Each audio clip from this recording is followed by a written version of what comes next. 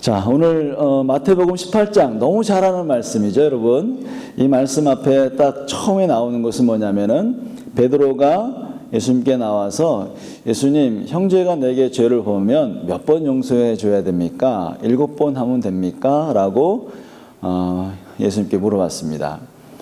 그 당시에 서기관과 바리새인들은 3번 용서해라. 그리고 3번 용서했는데도 그 사람이 변화되지 않을 때는 이에는 이, 눈에는 눈으로 갚아도 좋다라고 하는 그러한 이야기를 그 사람들에게 가르쳤던 것 같습니다. 그래서 베드로가 7번 정도 이야기하면은 예수님 역시 너는 내 수제자야 라고 아마 칭찬받을 것 예상하면서 아마 질문했던 것 같아요. 그런데 안타깝게도 안타까운 거는 글쎄요, 베드로가 생각하기에는 좀 충격적인, 7번을 70번씩이라도, 다시 말해서 490번이라도 용서해라 라고 말씀을 하셨던 걸 보니까 굉장히 베드로가 좀 당황했을 것 같습니다.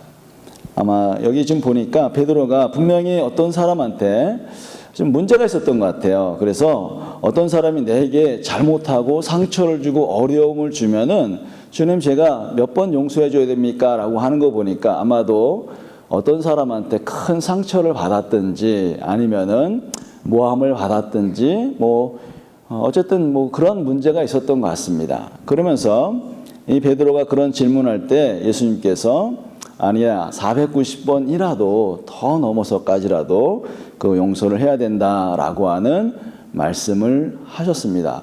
그래서 아마도 굉장히 당황했을 것 같아요. 자, 그런데 우리가 오늘 이 용서의 은혜를 좀 생각하면서 여러분들도 함께 좀 이런 용서의 은혜에 좀 동참하시면 참 좋겠다 이런 생각이 듭니다. 혹시 여러분들도 어떤 사람 생각하면 화가 나고 아직도 그 사람만 생각하면은 마음이 아프기도 하고 힘들기도 한 그런 분 계십니까? 아마 그런 분이 있다면은 오늘 하나님께서 여러분 가운데 그 용서의 은혜 안에서 하나님의 은혜로 여러분이 그 안에서 좀 이렇게 회복되어지는 놀라운 은혜가 있기를 간절히 소망합니다. 여기 보니까 지금 말씀하신 것처럼 용서라고 하는 것, 어떤 사람이 잘못했을 때 사실은 그 잘못으로 말미암아 내가 상처받고 어려움을 당했을 때 사용해야 되는 것이 하나님의 은혜, 다시 말해서 용서의 은혜라고 볼 수가 있습니다. 자, 근데 많은 사람들이 어떤 생각하냐면은 용서라고 하는 것을 통해서 조금 아까도 이야기한 것처럼 서기관 바리새인들은 3번 용서한 다음에 그 사람이 변화되지 않으면은 그냥 이에는 이, 눈에는 눈으로 그 사람이 했던 것대로 그대로 돌려줘도 좋다라고 이야기를 합니다. 다시 말해서 이 말씀은 무슨 말씀이냐면은 자, 용서를 통해서 사람들이 변화되어야 한다라고 하는 그러한 생각을 갖고 있다는 겁니다. 혹시 모르겠습니다. 여러분들은 어떤 사람이 여러분에게 상처 주었을 때 내가 용서하면 적어도 나한테 와서 내가 잘못했습니다. 저를 용서해 주세요. 내가 이런 실수를 했네요. 이런 어려움을 내가 주었네요. 하면서 여러분한테 다가와서 그야말로 나를 좀 용서해 주시겠습니까? 라고 할 때 네, 내가 용서할게요. 네, 그렇습니다. 라고 여러분 이야기할지 모르겠습니다. 그런데 여러분, 안타깝게도 여러분들에게 그 사람이 와서 사실은 용서를 구하는 일이 그렇게 많지는 않을 것 같습니다. 이게 무슨 말이냐면은 사람들은 용서라고 하는 걸 통해서 사람들을 변화시켜서 나에게 더 이상 상처 주지 말고 새로운 삶, 어쩌면은 괜찮은 삶, 사람들에게 아픔을 주고 어려움을 줬던 삶을 다 그치고 새로운 사람 되어서 그야말로 내가 용서함으로 말미암아 그러한 은혜가 그에게 임하기를 간절히 바라는데 사실은 용서는 죄송하지만 여러분들 그 사람을 변화시킬 수 있는 힘이 없습니다. 하나님께서 주신 용서의 은혜는 뭐냐면은 내가 나에게 상처 준 그 사람이 나에게 내가 용서함으로 그 사람이 변화되는 것이 은혜가 아니고 사실은 그 사람을 용서하는 나에게 주시는 하나님의 은혜라고 하는 겁니다. 용서는 그래서 사람을 변화시키는 게 아니고 용서는 상처받은 나를 변화시키는 게 바로 용서입니다. 그래서 그 상처에서 내가 떠나고 상처에서 전혀 관계없는 어떤 삶을 살아서 그야말로 하나님 안의 은혜 안에 살아가는 그것이 바로 하나님의 은혜인 것을 말씀하고 있는데 우리는 자꾸 용서를 어떻게 출발하냐면은 용서하면은 저 사람 변화돼야 돼. 더 이상 나에게 상처 주면 안 돼. 새로운 사람 살아야지 하면서 우리는 계속해서 사람을 변화시키려고 하는 출발선 상에서 용서를 하려고 한다는 겁니다. 용서는 말씀드렸지만 그 사람을 변화시키는 게 아니고 사실은 나를 변화시키는 거예요. 자, 그 출발로 주님께서 예화를 들으십니다. 여기 여러분 예화는 너무 잘하는 예화죠. 자, 어떤 임금이 어떤 사람에게 1만 달란트를 뭔가 이렇게 빌려준 것 같아요. 그런 다음에 그 사람이 안 갚아서 이 왕이 너무너무 화가 나고 짜증나고 그러면서 이제 어때요? 빨리 갚으라 라고 이야기합니다. 그런데 그 사람이 갚을 게 없다고 하니까 너무 화가 나가지고 어떻게 했어요? 감옥에 가두어 버렸어요. 자, 감옥에 가둔 다음에 아마 생각했겠죠. 왕이 아니 감옥 밖에 있을 때도 못 갚는다면은 감옥 안에 가둔다고 이 사람 갚을 수 있나? 뭐 생각을 해봤겠죠. 여러분 아시겠지만 감옥 밖에서도 못 갚는다면은 감옥 안에서도 사실은 못 갚게 돼 있어요. 자, 그런 것을 가만히 생각하다가 밖에서도 안 되고 안에서도 안 되니 그냥 내가 이 사람을 용서해 줘야 되겠다라고 해서 이 사람을 풀어줬습니다. 이제 풀어줬더니 여러분 어때요? 그 사람이 나가서 자기에게 100데나리온 진 사람을 잡아서 감옥에 가두었다라고 하는 것이 지금 우리 본문의 이야기입니다. 자, 근데 여러분들 먼저 우리가 하나 좀 생각할 것이 있습니다. 뭐냐면은 1만 달란트라고 하는 것이 얼마나 값어치가 있는지를 한번 좀 생각해 봤으면 좋겠는데 혹시 여러분들 그러니까 1금 달란트가 지금 10,000개가 모여 있는데 자, 그러면 그러니까 10,000개의 금이죠. 근데 1금 달란트가 혹시 몇 킬로그램인지 혹시 아십니까? 우리 젊으신 분들은 좀 아실 것 같은데 어떠신가요? 아십니까 좀? 네, 1금 달란트는 34kg인데 그러니까 1만 달란트가 얼마죠? 34만 kg이면은 지금 시가로 따지면요, 어마어마한 숫자예요. 진짜 어마어마한 숫자를 탕감해 줬습니다. 자, 그런데 여러분 이렇게 생각하죠. 아니, 그렇게 탕감받은 사람인데 어떻게 100데나리온 진 사람, 아니, 이렇게 바보 같은 사람이 있나? 아니, 자기가 탕감받았으면은 다른 사람에게 탕감해 주는 거 당연한 거 아니야? 라고 여러분들이 혹시 이 말씀 읽으면서 그렇게 생각하셨을지도 모르겠습니다. 사실은 저는 맨 처음에 그렇게 생각했거든요.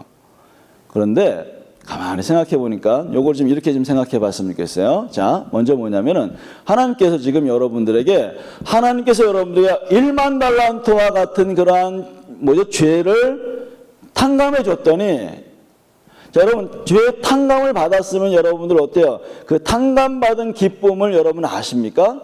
물론 어느 정도는 알 수 있어요. 그런데 그 탕감받은 것을 정말 너무너무 감격스럽다 해서 여러분들 사람들에게 용서를 해주고 자기에게 빚진 사람들을 풀어주는 것들이 사실은 마땅함에도 불구하고 사실은 하나님의 은혜, 나에게 1만 달란트와 같은 그 죄를 탕감해 줬는데도 그 은혜를 사실은 모른다는 것이죠.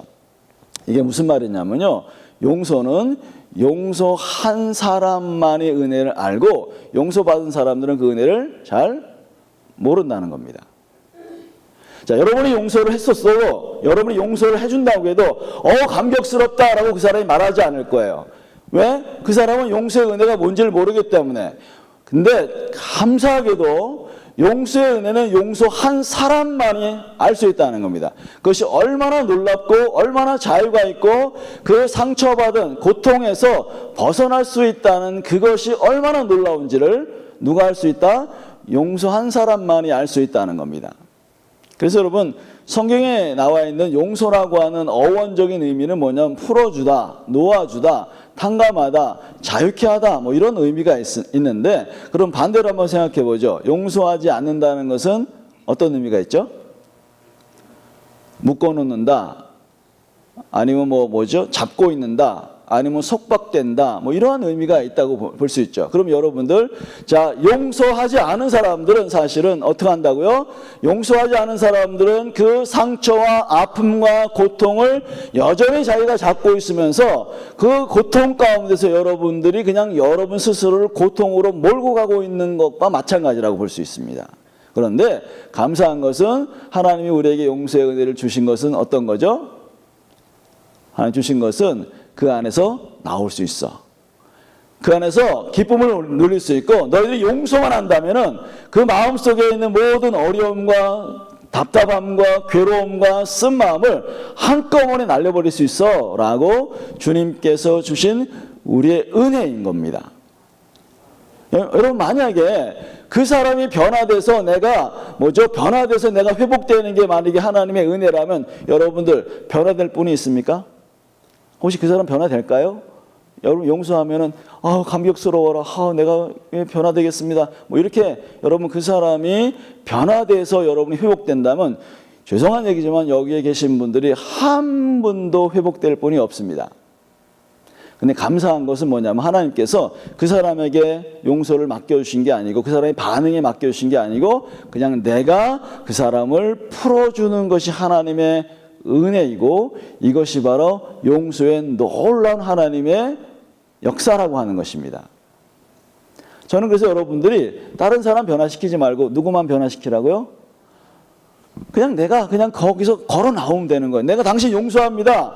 더 이상 내가 당신 미워하고 잡고 있지 않고 상처 안에 머물러 있지 않고 내가 당신을 놓아주겠습니다 라고 여러분들이 선포하면서 달려가는 것, 이것이 바로 하나님의 놀라운 은혜라고 볼 수가 있는 것이죠. 근데 우리는 자꾸 어떻게 한다고요? 자꾸 사람 바꾸려고 그래요. 아니, 저 사람은 왜 안 바뀌는 거야? 내가 용서했는데, 아니 저럴 수가 있어? 이렇게 하면서 여러분, 이 자체가 벌써 주님께서 말씀하시는 용서의 은혜를 벗어나서 생각하고 있다는 것과 마찬가지라고 볼 수 있습니다. 그래서 여러분, 용서는 용서한 사람만이 알 수 있어요. 용서받은 사람은 그것이 어떤 것인지 모릅니다. 아까도 말했지만 처음엔 여러분이 감격스럽지만 자꾸 잊어버려요. 그렇다면 여러분이 용서받았다면 여러분들에게 백대야 내려진 사람 같은 사람을 그냥 풀어주고 놓아줘야 되는데, 우리는 여전히 잡고 있다는 것이죠. 다시 한번 여러분들 가운데 그런 하나님의 은혜가 있었으면 좋겠어요. 용서는 내가 변화되는 거구나, 용서는 내가 그 안에서 그냥 걸어 나오는 거구나 라고 하는 것입니다. 자, 근데 여러분들, 제가 가만히 이렇게 생각해 보니까 이렇더라고요. 저도 용서 못하는 사람이 참 많았습니다. 여러분, 이런 얘기 하면은 좀 그런데, 여러분, 군대 얘기, 특별히 군대 얘기하면 자매님들 안 좋아하시더라고요. 군대에 있었던 일하고 군대에서 공찬 얘기 하면은 별로 안 좋아하시더라고요. 근데 저는 이제 군대 얘기를 좀 잠깐 해야 될 것 같습니다. 제가, 그 사람 정말 용서를 못하는 사람이 있었거든요. 제가 이제 신학교를 졸업하고 26살에 군대를 갔어요. 그리고 논산에 가서 훈련을 열심히 받았는데, 자대를 배치를 받았는데요, 공수부대에 배치를 받았어요. 여러분, 공수부대는 정말 이거 정말 훈련이 심해요. 그래가지고 정말 공수훈련을 열심히 받고 낙하산도 타고 막 했습니다. 그리고 이제 자대에 배치를 당했는데, 자대에 가자마자 대위 한 분이 딱 찾아오신 거예요. 야, 잘 왔다 하고 제 어깨를 툭툭 두들기면서, 내가 말이지 이 부대의 군목이고 너희 학교 선배야, 너희 신학교 선배야. 그래, 너 조금만 기다려라. 내가 너를 군종사병으로 부를 테니까 너 조금만 고생해. 여러분, 이게 복음이더라고요. 이게 굿뉴스더라고요. 성경에 나오는 이것도 굿뉴스지만, 그거는 저한테 정말 굿뉴스예요. 너무 기뻤어요. 그 다음에 저 발령이 받기까지 그냥 한 3개월 정도 걸렸는데요, 그냥 훈련 받는데 힘들지가 않더라고요. 너무너무 좋았어요. 그런데 그리고 이제 마침 한 3개월 정도 지난 다음에 진짜 명령이 떨어져가지고요, 대대장한테 신고하고, 이제 목사님만 오시면은 이제 모든 그 훈련을 다 안 해도 되고 그냥 교회 가서 그냥 기도하고 찬양하면 되는 거예요. 근데 목사님은 안 오시더라고요. 그래서 목사님 기다리고 있었는데, 이제 그 교회에서 일하시는 선임하사님이 오셨는데, 선임하사님 오시더니만 이런 얘기합니다. 어떡하냐 너, 그러면서 너 며칠 전에 너 여단장 바뀐 거 알지? 네, 압니다. 그랬더니 여단장 첫 번째 명령이 모든 전출 간 사람 다 원상복귀하라 그래서 너는 교회에 갈 수 없게 되었어. 여러분, 지금 그냥 천국에서요 지옥으로 떨어지더라고요. 지금 다리가 후두룩 떨리는데, 그때부터 저의 바로 위에 있는 그 고참이라고 하죠, 그 사람이 저를 때리기 시작하는데요, 예수 믿는 것들을 항상 좋은 데로만 가려고 한다고 하면서 저를 때리는데요, 정말 많이 맞았습니다. 기절도 한두 번 하고요. 그래서 너무너무 상처가 돼가지고요. 정말, 그리고 이제 제대를 뭐 한 3년 동안 진짜 엄청난 고생을 했습니다. 그리고 이제 나와서 이제 훈련을 받는데 용서하라고 하는데 용서가 안 되는 거예요, 그 친구요. 강 씨가 그래서 강하사였는데 강 씨를 별로 안 좋아해요, 제가. 그래서. 물론 지금은 이제 뭐 그래도 뭐 괜찮아졌는데. 근데 막 기도하는데 용서가 안 되는 거예요, 용서가. 너무 힘든 거예요. 그래서 하나님 내가 용서해 보겠습니다. 하나님 정말 근데 안 돼요. 막 하면서 막 씨름을 하고 막 기도를 하는데 갑자기 무슨 생각이 딱 떠오르냐면요. 그 강하사가 어느 날 눈물을 흘리면서 자기가 군대를 왜 일찍 왔는지. 근데 그 친구는 21살이었거든요, 그때. 저는 26살이었고. 왜 일찍 왔는지 먹을 게 없어서 아버지한테 얻어맞아서 아버지가 집사님이셨는데 하도 때려가지고 도망왔다는 거예요. 군대를 빨리 가고 거기 군대 가면은 또 먹을 것도 주고 뭐 이렇게 저렇게 하니까 그러면서 그 아버지에 대한 미움을 저한테 다 쏟아부은 거예요. 근데 제가 그 군대 생활할 때 그런 얘기 했을 때는 제가 무슨 생각했냐면 너가 그런 사람이니까 그런 아버지도 만났고 이 나쁜 막 하면서 속에서는 막 욕을 한 거예요. 그러면서 그랬구나 그래요 뭐 이렇게 겉으로는. 근데 나중에 기도하는데 그게 막 떠오르는데요. 오죽했으면 나한테 그랬을까. 오죽했으면 그랬을까라고 하는 생각이 탁 들어오는데요. 갑자기 그 친구에 대한 불쌍한 마음이 일어나더라고요. 오죽했으면 그랬을까. 그래서 제가 그때 하나님 솔직하게 용서할 마음은 들지 않지만 용서해 볼게요 하면서 제가 용서하기 시작했어요. 그런데 그때 하나님이 저에게 은혜를 주시면서 그냥 그 사람에 대한 그냥 불쌍한 마음과 축복의 마음이 막 쏟아지면서 하나님 내가 이 사람 용서합니다. 이제는 풀어줍니다. 라고 했을 때 여러분 마음속에 있는 응어리가요 팍 터지는 그런 은혜가 있었습니다. 자, 이게 무슨 말이냐면요. 용서한 사람만이 그 은혜를 알아요. 혹시 여러분들은 제가 팍 터지는 그 은혜, 이거를 아십니까? 지금 맞아 그거야 라고 하신 분들은 아마도 어떤 사람들을 용서한 사람일 것 같아요. 그 용서의 은혜가 하나님 안에 엄청난 힘을 발휘해서 모든 상처를 한 번에 치유해버리고 정말 의뢰 있는 모든 상처 아픔들을 한 번에 날려버리는 하나님의 놀라운 은혜가 사실은 여러분들에게 모두 주어졌다는 겁니다. 근데 우리는 자꾸 어떻게 하죠? 그 은혜를 다른 사람에게 양도해서 저 사람 변화돼야 돼. 그래야만이 내가 은혜가 있어 라고 생각하는 이 어리석음 가운데 있기 때문에 우리는 용서를 한다 할지라도 용서의 은혜가 임하지 않는 것을 발견합니다. 저는 여러분들이 어떤 상태에 있는지 모릅니다. 누구한테 상처받았는지 잘 몰라요. 물론 제가 교회 얘기는 조금 들어가지고 좀 아는데요. 그런데 분명한 것은 여러분들 누가요? 여러분 스스로가 그들을 풀어주는 거예요. 그럴 때 하나님의 은혜가 임하는 겁니다. 저는 또 이런 생각 해봤어요. 어떤 생각했냐면은 여러분들 조금 아까 그런 고백하셨죠. 주는 그리스도시요 살아계신 하나님의 아들입니다. 이런 신앙 고백하셨죠. 정말 예수님이 여러분의 마음에 정말 보좌에 앉아 계시는 거 맞나요? 아멘요? 진짜요? 근데 제가 보기에는 어느 순간 그 사람 생각하면 막 속이 뒤집어져요. 그 사람 말만 나오면 왜 미워지고 막 화가 나고 짜증나고. 여러분 하나님이 여러분 마음에 보좌에 앉아 계시다면 우리는 평안해야 되고 즐거워야 되고 그 모든 상처가 사라져야 되는데 혹시 여러분 마음 가운데 주인이 예수님이 아니라 그 사람이 저 같으면 강하사가 딱 자리 잡아서 나를 다스리고 있는 것 같았다는 것이죠. 그래서 어떤 생각했냐면 이 용서라고 하는 것은 정말 살아계신 하나님을 내 마음의 중심에 모시는 거구나. 그리고 내 마음 가운데 쓴 마음을 준 그 사람을 내보내서 그야말로 살아있는 신앙 고백하는 거구나 하면서 제가 그때 무슨 생각했는지 아세요? 용서는 그래서 실천적인 신앙 고백이구나. 내 마음속에 주님이 자리할 수 있도록 하는 거구나. 여러분 정말 주님께서 여러분의 마음의 중심에 딱 계십니까? 아직도 그분이 왔다가 또 저분이 갔다가 뭐 이렇게 왔다 갔다 하십니까? 정말 우리 예수 그리스도의 은혜를 아는 사람이라면은 사실은 우리가 그러한 은혜 가운데 있기를 간절히 소망합니다.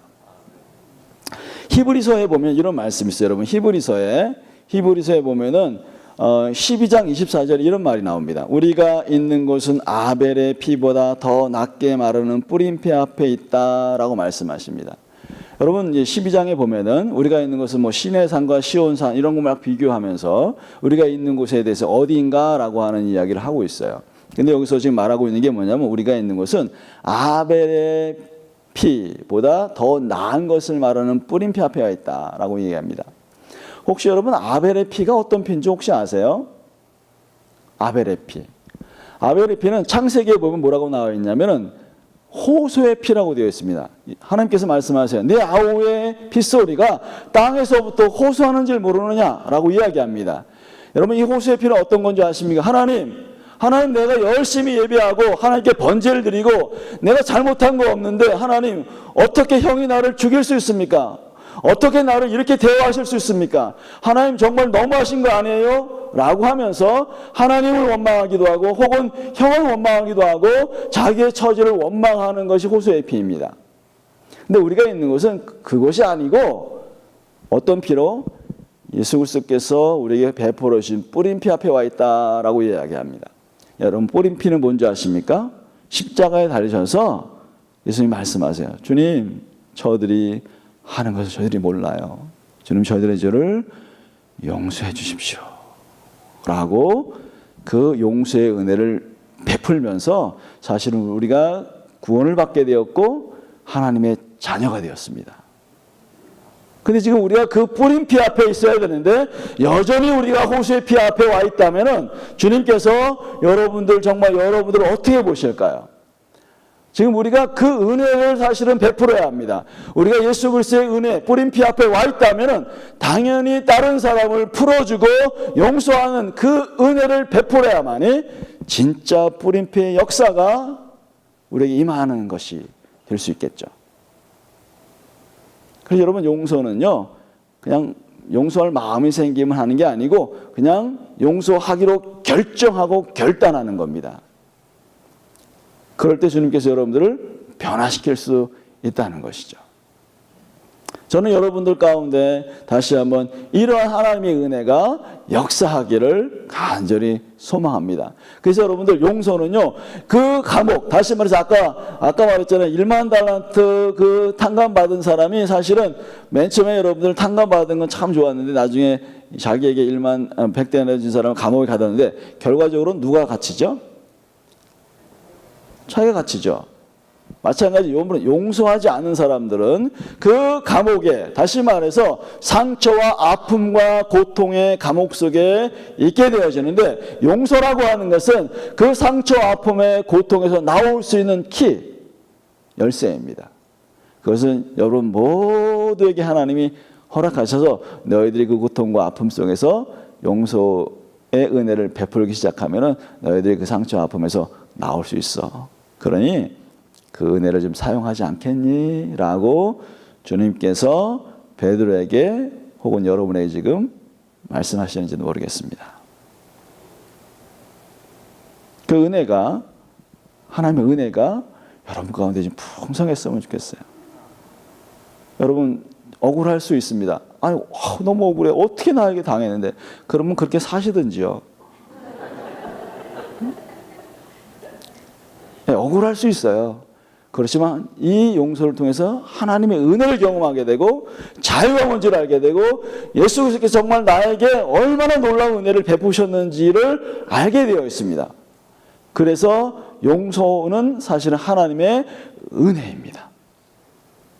물론 상처받은 것이 은혜는 아니라 할지라도 상처 안에서 벗어날 수 있는 것이 은혜이고 이것이 하나님의 자녀들이 마땅히 해야 되는 그 은혜인 것을 기억하셨으면 좋겠어요. 마지막으로 하나만 좀 이야기하고 이제 끝낼까요?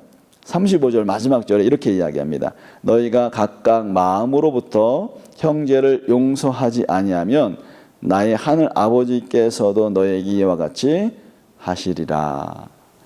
여러분 이 말씀은 사실은 좀 우리가 두렵게 받으셔야 돼요. 왜요? 자, 하나님 지금 여러분 용서하셨죠. 그런데 여러분들이 용서해야만이 용서할 수 있다. 뭐 이런 것으로 해석할 수도 있어요. 하나님께서 여러분들을 겁주시게 한 것이 아니라 그 은혜가 무엇인지를 알아라. 그 안에 기쁨과 평안과 즐거움이 여러분 마음속에 확 몰려와서 더 이상 상처와 고통과 아픔에서 떠나서 이제는 새로운 삶을 살 수 있는 그 은혜를 이 용서를 통해서 여러분들 가운데 임하기를 주님은 지금 이 말씀을 통해서 간절히 원하고 계시는 거라고 저는 볼 수 있습니다. 여러분 그 감옥에서 지금 나오세요. 고통에서 나오십시오. 그냥 여러분만 변화되세요. 혹시 모르죠. 여러분이 변화되면 그 사람이 또 변화될지 어떻게 알아요? 그 하나님의 은혜가 그렇게 임할지도 모르잖아요. 그래서 다시 한번 여러분들 마음속에 있는 그 사람, 그래 이제 당신 내가 미워하고 싫어하고 아팠는데 당신 것 때문에 너무 힘들었는데 내가 당신 이제는 용서합니다. 떠나가세요. 그래서 마음속에 있는 그 사람을 지금 밖으로 쑥 보내고 주님의 십자가가 딱 자리할 수 있는 그 은혜가 여러분 모두에게 있기를 간절히 소망합니다. 기도하겠습니다.